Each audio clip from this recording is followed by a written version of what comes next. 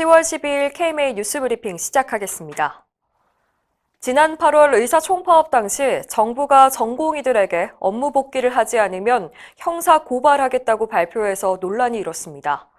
현행 의료법상의 업무 개시 명령이 위헌 소지가 있다는 지적이 법조계에서 나왔습니다.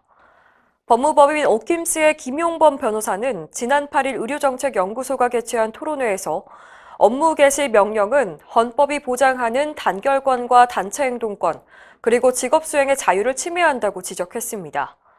당시 보건복지부는 병원에 사직서를 제출한 전공의까지 고발하겠다고 했었는데요. 김 변호사는 이는 사직의 자유까지 박탈하는 것이라고 비판했습니다. 토론회에 참석한 김재현 대한전공의협의회 수련이사는 현재 전공의들은 근로기준법 규정보다 훨씬 긴 주당 80시간을 근무하고 있다며 파업까지 못하게 하면 노예와 다름없다고 강조했습니다. 최근 들어 의사의 부정적인 내용의 언론 보도가 이어지고 있는데요. 의료계는 의사 집단에 대한 사회적 폭력이라며 반발하고 있습니다. 일부 언론 매체들은 최근 의사들이 성범죄를 저질러도 계속 진료를 할 수 있다. 또 리베이트를 받아도 의사 면허에는 아무런 문제가 없다는 취지의 보도를 했습니다. 하지만 현행법상 의사가 성범죄를 저지르면 의료기관은 물론이고 아동 청소년 관련 기관에서 최대 10년까지 근무하지 못합니다. 사실상 의사 생활이 끝나는 겁니다. 리베이트 역시 언론에 보도된 파마킹 사건의 경우 유죄 판결 받은 의사 거의 모두가 면허 취소 등의 처분을 이미 받았습니다. 대한의원협회는 의사들이 사회적 경제적으로 특권을 누리고 있다는 이런 보도는 모두 사실이 아니라면서 전방위적인 의사 죽이기가 이뤄지고 있다고 주장했습니다. 정부가 추진한 공공의대 설립 정책이 졸속으로 이뤄졌다는 비판이 국정감사에서 나왔습니다.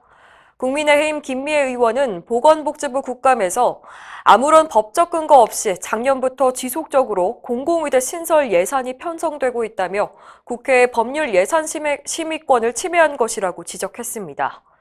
또 공중보건 장학제도가 정원을 채우지 못하는 사실을 언급하면서 정부가 원하는 지역의사제 역시 실패가 뻔하다고 꼬집었습니다. 특히 정부가 코로나19 사태 속에서 공공의대 신설을 추진해 의료계의 총파업을 야기했다며 국민 생명을 위협할 만큼 시급한 사안이었는지 묻고 싶다고 지적했습니다.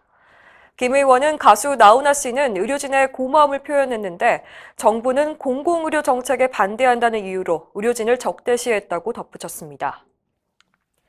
전공의를 대표하는 대한전공의협의회 새 회장에 한재민 후보가 9일 당선됐습니다. 한 후보는 현재 H+ 양재병원 인턴으로 근무 중인데요. 인턴이 회장이 된 것은 대전협 사상 처음입니다.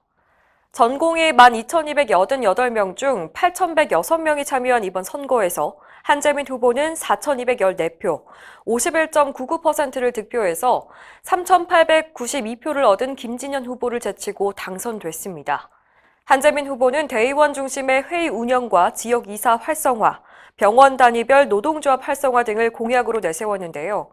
이런 힘든 시기지만 믿음직한 회장이 되겠다는 포부를 전했습니다. 의협 회관 신축 공사가 본격적으로 시작됐습니다. 지난 8일 관할구청의 승인을 받아서 철거 작업에 들어갔는데요. 40여일간의 철거를 완료하고 11월쯤 착공할 예정입니다. 신축 회관은 지하 4층, 지상 5층 규모로 공사 기간은 약 20개월이 걸릴 것으로 예상됩니다. 박홍준 의협 회관 신축 추진위원장은 물심 양면으로 힘을 보탠 의사회원과 인근 주민의 협조에 감사를 전했습니다. 최대집 의협 회장도 새 회관이 13만 의사의 위상과 자존심을 높이는 계기가 되길 바란다고 밝혔습니다.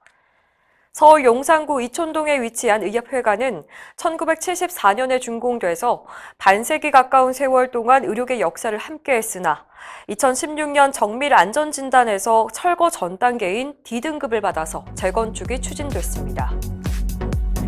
이상으로 뉴스브리핑을 마칩니다. 자세한 사항은 의협신문을 참고하시길 바랍니다.